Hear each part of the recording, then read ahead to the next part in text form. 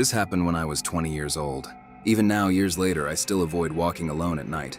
Not because I'm afraid of criminals, not because I'm afraid of getting lost, but because of what I saw standing at a crosswalk one cold October night. At the time, I was a college student working part-time at a convenience store on the edge of town. The pay wasn't great, but it helped cover rent and textbooks. My routine was always the same. I'd finish work around 11 o'clock, lock up the store, and walk 15 minutes back to my apartment. The route was familiar. I could probably walk it with my eyes closed. There was a small park, a few residential streets, and a large intersection with a crosswalk near the center of town. Nothing ever happened there. At least that's what I thought. One Friday night, a delivery truck arrived just before closing. My manager asked me to stay and help unload several boxes. By the time we finished, it was almost midnight. I remember checking my phone before leaving. 11:56 p.m. The air outside felt unusually cold. Not freezing, just uncomfortable. Like the temperature had suddenly dropped for no reason. The streets were completely empty. There were no cars, no pedestrians, no distant sounds from houses. The entire neighborhood felt abandoned. I told myself people were probably asleep. Still, something about the silence bothered me. As I walked, I noticed how loud my footsteps sounded. Each step echoed slightly against the pavement. The further I went, the more isolated I felt. When I reached the small park, I stopped for a moment. Something didn't feel right. The park was usually full of insects at night. Crickets, something, but there was nothing. No sound at all. The silence felt unnatural. I stood there for several seconds before shaking my head and continuing. I convinced myself I was just tired. College exams were approaching. I'd been sleeping poorly for weeks. That's all it was. Or at least that's what I wanted to believe. A few minutes later, I reached the large intersection. The traffic lights cycled through their colors despite there being no traffic. Red, yellow, green, over and over. As I approached the crosswalk, I noticed someone standing on the opposite side of the road. A woman. At first, I felt relieved. Seeing another person made the street feel less lonely. She appeared to be in her 20s. She wore a long white dress that reached her ankles. Her dark hair hung down over her shoulders. The strange thing was how still she stood. She wasn't looking at her phone. She wasn't shifting her weight. She wasn't moving at all. I figured she was waiting for the signal to change. The pedestrian light turned green. I stepped onto the crosswalk. The woman remained where she was. Halfway across the street, I glanced up again. Still nothing. No movement. No reaction. She simply stood there, watching. At least it felt like she was watching. A chill crawled up my spine. I slowed my pace. Something about her felt wrong. As I got closer, I realized her face was mostly hidden by her hair. Only part of it was visible. Her skin looked incredibly pale, almost gray beneath the streetlight. Then I noticed something that made my stomach tighten. Her feet. I couldn't see them touching the ground. At first, I thought the shadows were playing tricks on me. I rubbed my eyes, looked again. The woman appeared to be floating, only a few inches, but enough that it was impossible to ignore. I stopped walking. My heart started pounding. Every instinct told me to leave, to turn around and run. But another part of me refused to believe what I was seeing. I stared at her, trying to find a logical explanation. Then she moved. Slowly, painfully slowly. Her head began turning toward me. The movement wasn't natural. It looked stiff, like her neck wasn't supposed to bend that way. A wave of fear washed over me. The woman continued turning until she faced me directly. For a moment, neither of us moved. Then the wind shifted. Her hair moved away from her face. I finally saw her eyes. They were completely black. Not dark brown, not shadowed. Black, as if someone had removed her eyes entirely and replaced them with darkness. I felt frozen, unable to move, unable to speak, unable to look away. The woman tilted her head. Then she smiled. I'll never forget that smile.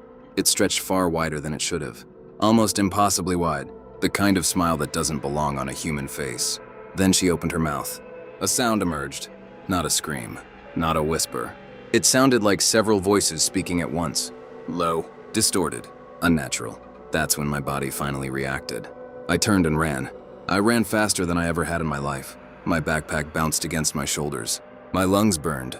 I nearly tripped twice, but I never looked back, not once. By the time I reached my apartment building, I was gasping for air. My hands shook so badly I struggled to unlock the front door. Once inside, I locked everything. The front door, the windows, even the bathroom window. Then I sat on my couch trying to convince myself I'd imagined the entire thing. Eventually, curiosity got the better of me. I walked to my bedroom window. From there, I could see part of the intersection.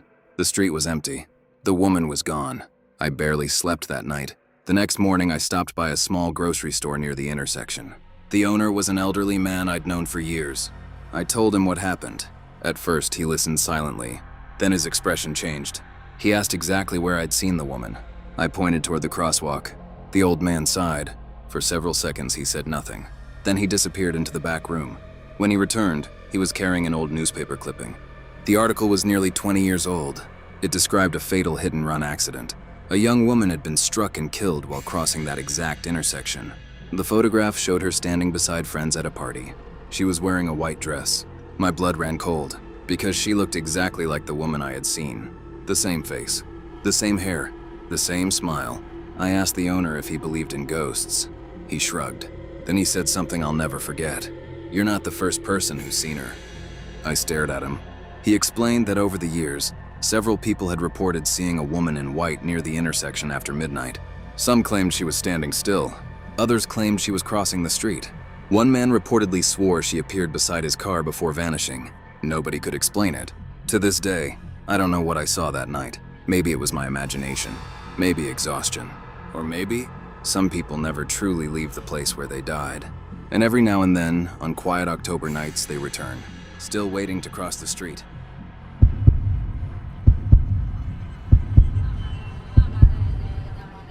For nearly 5 years, I worked as a rideshare driver. If you've ever driven people around late at night, you'll know that strange things happen. You meet drunk passengers who tell you their life stories. You pick up people who seem nervous for no reason. Sometimes you even drive through neighborhoods that feel completely abandoned. But nothing I experienced during those 5 years compares to what happened one rainy night in the spring of 2021. It was a Thursday. I remember because Thursdays were usually slow. By around 2 in the morning, I had completed my last ride and decided to head home. Rain had been falling for hours. Not heavy rain, just enough to cover the streets with a thin layer of water that reflected the glow of streetlights. The roads were almost completely empty. Most people were asleep. The only sounds were the windshield wipers moving back and forth and the soft hum of my engine. I was driving through an older residential neighborhood on the outskirts of town when I noticed someone walking along the sidewalk. An elderly man. He wore a long gray coat despite the relatively warm weather. In one hand, he carried a wooden cane. At first, nothing seemed unusual. People walk at night all the time. But after a few seconds, I realized something was strange. The old man appeared to be talking. Not talking to himself, talking to someone. He nodded occasionally. Sometimes he laughed. Other times he gestured with his free hand. It looked exactly like he was having a conversation. The problem was, nobody was there. I slowed my vehicle slightly. Maybe someone was hidden behind a parked car. Maybe another pedestrian was walking beside him. But no matter how closely I looked, the sidewalk was empty. The old man was completely alone. Yet he continued talking. A strange feeling settled into my stomach. I should have kept driving. Instead, curiosity got the better of me. I maintained a safe distance and continued watching. For nearly 2 blocks, the old man carried on this invisible conversation. At one point, he stopped walking entirely. He tilted his head as though listening carefully to a response. Then he laughed. A loud laugh. The kind you share with an old friend after hearing a funny joke. I glanced around again. Still nobody. The rain continued falling. The neighborhood remained silent. Yet the old man seemed completely absorbed in whatever conversation he was having. Then something happened that made me grip the steering wheel tighter. The old man stepped to one side, just slightly, like someone making room for another person to pass. After a moment, he nodded politely toward the empty space beside him. As though acknowledging someone's presence, a chill ran through me. I suddenly felt like I was witnessing something I wasn't supposed to see. The old man resumed walking. I followed. My headlights illuminated the sidewalk ahead. For a brief moment, I thought I saw another shadow moving beside him. It was faint, barely visible, almost transparent. I blinked. The shadow disappeared. I immediately told myself it was a trick of the light. Rain can distort reflections. Streetlights can create strange illusions. That's all it was. At least that's what I wanted to believe. Then the old man stopped walking. Slowly, he turned toward my vehicle. My heart skipped a beat. There was no reason he should have noticed me. I was driving quietly, keeping my distance. Yet somehow he seemed aware that I was there. The smile vanished from his face. For several seconds, he simply stared. Then he raised one finger and pointed directly at me. I froze. The old man's expression remained completely serious. Then he slowly turned and pointed toward the empty space beside him. The space where I thought I'd seen the shadow. I felt my chest tighten. For a split second, I thought I saw a figure standing there. Tall, dark, human-shaped. But the moment I focused on it, it vanished. The old man's smile returned. He gave a small wave. And then he continued walking. That was enough for me. I pressed the accelerator and drove away. The entire trip home, I couldn't stop thinking about what I'd seen. I barely slept that night. The next afternoon, curiosity won. I returned to the neighborhood. Part of me hoped I'd find a simple explanation. Maybe the old man lived nearby. Maybe he suffered from dementia. Maybe there was a perfectly logical reason for everything. As I drove through the area, I spotted a woman gardening in her front yard. She appeared to be in her 70s. I parked and approached her. After introducing myself, I described the elderly man. Gray coat, wooden cane, tall, thin, white hair. The woman's expression changed immediately. She stopped gardening, slowly straightened up, and stared at me. "Where did you see him?" she asked. I pointed down the street. For a moment, she didn't say anything. Then she quietly walked inside her house. Several minutes later, she returned carrying an old framed photograph. When she handed it to me, my stomach dropped. The man in the picture was the same person. Every detail matched. The face, the coat, the cane, everything. I looked up at her. "Who is this?" I asked. The woman hesitated. Then she spoke. "That's my husband." A cold feeling spread through my body. Before I could respond, she added something that made it even worse. "He died 7 years ago." I felt all the color drain from my face. The woman noticed. She sighed. Then she invited me onto her porch. Over the next 20 minutes, she told me a story. Her husband had walked that neighborhood every evening for decades. According to her, he loved taking long walks and chatting with neighbors. After his death, strange rumors began circulating. People claimed they saw him walking at night, always in the same gray coat, always carrying the same cane. At first, she dismissed the stories. Then one evening, her own grandson came home terrified. He swore he'd seen his grandfather standing beneath a streetlight, smiling, walking, as though nothing had happened. The woman didn't know what to believe anymore. Neither did I. Before leaving, I asked her one final question. "Did your husband ever walk with anyone?" She nodded. "His brother." I frowned. "What happened to him?" The woman looked down at the photograph, then back at me. "He died before my husband did." A long silence followed. Then she said something I'll never forget. "People always see my husband." She paused, "But nobody ever sees who he's talking to." I left immediately. Even now, years later, I still think about that rainy night.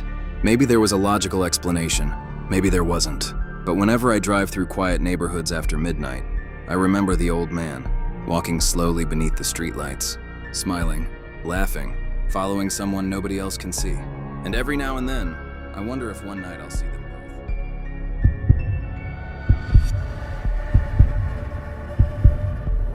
This happened when I was 17 years old. I've told this story only a handful of times. Most people either laugh or assume I'm exaggerating. Honestly, I don't blame them. If someone had told me this story before it happened, I probably wouldn't have believed it either. But what happened that night was real. And to this day, none of the 4 people who were there have ever gone back to that alley. It started on a Friday night during summer break. 3 friends and I had spent the evening hanging out downtown. Nothing unusual. We grabbed food, walked around, and wasted time the way teenagers usually do. Before we knew it, it was almost midnight. We needed to head home. The fastest route was through an old alleyway that connected 2 parts of town. Most locals called it Screaming Alley. The nickname had been around for years. Nobody seemed to know exactly where it came from. There were dozens of stories. Some people claimed a woman had been murdered there decades ago. Others said it was because strange sounds were often heard at night. Personally, I thought it was nonsense. An urban legend. The kind of story older kids tell to scare younger ones. My friends felt the same way, so instead of taking the longer route home, we entered the alley. At first, everything seemed normal. The alley stretched between several abandoned warehouses. Broken windows lined the brick buildings. Old graffiti covered the walls. A few streetlights provided weak pools of yellow light. The rest of the alley disappeared into darkness. The place felt creepy, but not supernatural, just old and neglected. We joked around as we walked. One of my friends even pretended to be a ghost. We laughed. Then we heard the scream. A woman's scream. Loud, sharp, terrified. The sound echoed through the alley. Every one of us stopped immediately. The scream lasted only a few seconds. Then silence returned. Nobody spoke. We just stared at each other. "What was that?" one of my friends asked. Before anyone could answer, another scream echoed through the alley. This one sounded closer, much closer. The fear in that scream felt real, like someone was genuinely in danger. Without thinking, we ran toward the sound. Our footsteps echoed loudly against the walls. We reached the area where we thought the scream had come from. Nothing. The alley was empty. No woman. No attacker. Nobody. We looked around, confused. Then another scream erupted behind us. The sound was so sudden that it made all of us jump. We spun around. Again, it sounded close. Close enough that we should have seen someone. But the alley remained empty. The four of us exchanged nervous glances. The situation no longer felt like a joke. One of my friends suggested calling the police. Another argued that maybe someone was playing a prank. Before we could decide what to do, another scream echoed through the darkness. This time it came from farther down the alley, almost as if whatever was making the sound wanted us to follow it. Against our better judgment, we did. The deeper we went, the stranger things became. The air felt colder. Not slightly colder, noticeably colder. I could actually see my breath, which made no sense during the middle of summer. The alley also seemed quieter, unnaturally quiet. No insects, no distant traffic, no sounds from nearby houses, just silence. The kind of silence that makes your ears ring. Then we found something. A single high-heeled shoe. It was lying in the middle of the pavement, old and dirty. One of my friends picked it up. The moment he touched it, another scream echoed through the alley. He dropped the shoe immediately. None of us laughed. None of us spoke. We simply stared at it, then continued walking. Looking back, that was probably our biggest mistake. A few minutes later, we reached the deepest part of the alley. The warehouses here looked abandoned for decades. Most of the windows were shattered.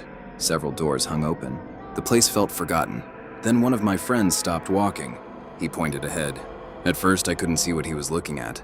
Then I noticed it. A figure standing beneath a flickering streetlight. The figure was tall, far taller than any normal person.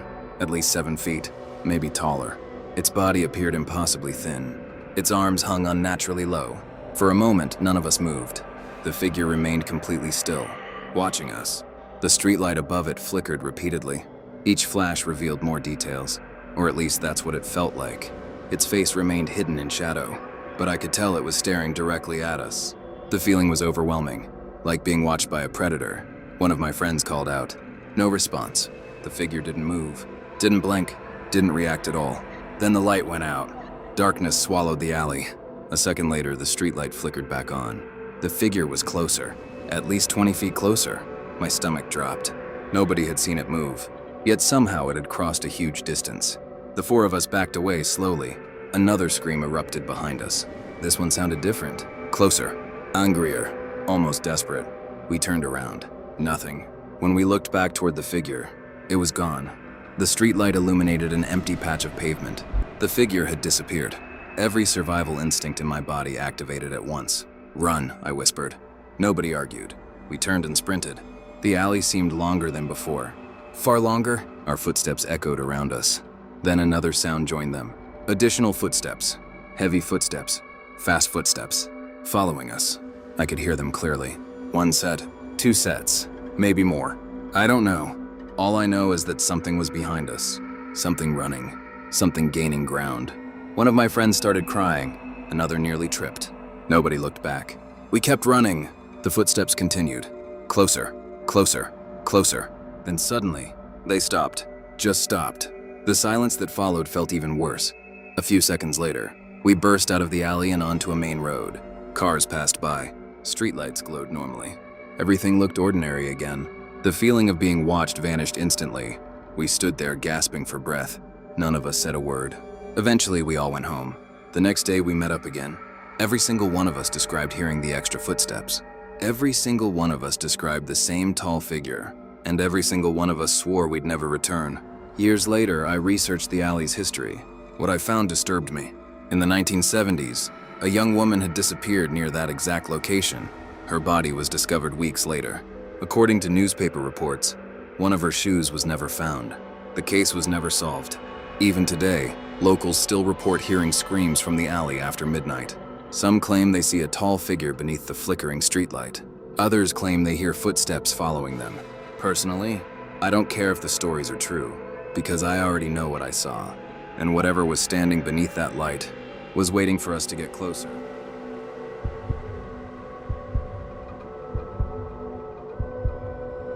I used to think night shifts were peaceful.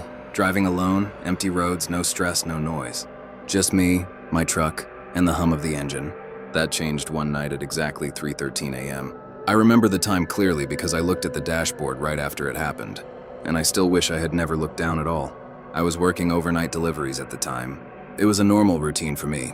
Pick up packages, drop them off, and head home before sunrise. That night, everything had gone smoothly. No delays, no strange customers, no issues at all. By the time I finished my last stop, the roads were completely empty. Not just quiet, empty. It felt like the entire city was asleep. Even the wind seemed gone. I was driving through a long stretch of road leading to a major intersection when I approached a red light. I slowed down and stopped. There were no other cars in any direction, just darkness beyond my headlights. I sat there waiting for the light to change. That's when I noticed him. A child standing on the corner? At first I thought maybe I was just tired. Maybe my mind was playing tricks on me after a long shift. But when I looked again, he was still there. He looked about 8 years old. He wore old-fashioned clothes. Not modern at all, like something from a different time. He wasn't moving. He wasn't playing. He wasn't looking around. He was staring directly at my truck, not blinking, not reacting, just staring. A strange feeling hit me immediately. Something about him felt wrong. Not dangerous in an obvious way, but unsettling, like seeing something that didn't belong in reality. I looked away for a few seconds, trying to ignore it. When I looked back, he was still there, exactly the same position. The traffic light remained red. The entire intersection felt frozen in time. Then, without warning, the boy turned his head slightly, just enough for me to notice he was still watching me. I shifted in my seat. My hands tightened on the steering wheel. I told myself it was just a kid walking home late. Maybe he lived nearby. Maybe I was overthinking it. But deep down, I knew something wasn't right. The light finally changed to green. I exhaled and pressed the accelerator. That's when it happened. The boy suddenly ran into the road, directly in front of my truck. Everything in me froze. I slammed on the brakes instantly. My tires screeched. The truck jerked forward before stopping completely. My heart was pounding so hard I could hear it in my ears. For a second, I was certain I had hit him. I sat there shaking, unable to move. Then I forced myself to open the door and step outside. The road was empty. Completely empty. No child. No body. No movement. Just the glowing asphalt under the streetlights. I looked around wildly. Left. Right. Behind my truck. Nothing. There were no houses nearby. No alleys. Nowhere he could have gone. It didn't make sense. I checked under the truck. Still nothing. My breathing got heavier. I kept telling myself I must have imagined it. Sleep deprivation. Stress. Anything. But I knew what I saw. After about 10 minutes, I got back in my truck and drove away slowly. I didn't want to think about it, but I couldn't stop. For the next few weeks, I kept replaying it in my mind. The boy, the stare, the moment he ran. Eventually, I mentioned it to a coworker during a break. He went silent as soon as I described the intersection. Then he asked me exactly when it happened. I told him, 3:13 a.m. His expression changed immediately. He put down his coffee and said something I'll never forget. That's the time. I asked him what he meant. He hesitated before explaining. Years ago, a young boy had died at that exact intersection. He had chased a ball into the road late at night. A car hit him instantly. The driver never stopped. The case was in the local news for weeks. I felt sick listening to it, because everything he described matched what I saw. Same age, same location, same time. After that conversation, I started avoiding that route whenever possible. But one night I had no choice. My navigation forced me through the same intersection again. I tried to stay calm. I told myself nothing would happen. It was just a road, just asphalt, just memory. But as I approached the intersection, my stomach tightened. I slowed down, and then I saw it. A small figure standing on the corner. Same height, same posture, same stillness. My hands started shaking. The traffic light turned red. I stopped. Just like before, the boy didn't move. He just stared, straight at me. And this time I noticed something different. The air outside my truck felt colder. The streetlights flickered slightly. Then the boy raised his hand, slowly, like he was pointing at me. My chest tightened. The light turned green. I didn't wait. I drove through the intersection immediately. As I passed, I glanced into my rearview mirror. The road was empty. No boy, no movement, nothing. But on my rear window, something had appeared. Written in the condensation, 3 words. Why didn't you stop? I almost lost control of the truck. I swerved onto the side of the road and slammed the brakes. I jumped out immediately. The message was gone. Only fog and glass remained. I stood there for a long time, just breathing, trying to understand what I had seen. But there was no explanation, not one that made sense. I quit that job 2 weeks later, and I never drove through that intersection again. At least, not on purpose. Because sometimes, when I think about it late at night, I still wonder if the boy is standing there, waiting for someone else to stop. And if next time, he won't disappear.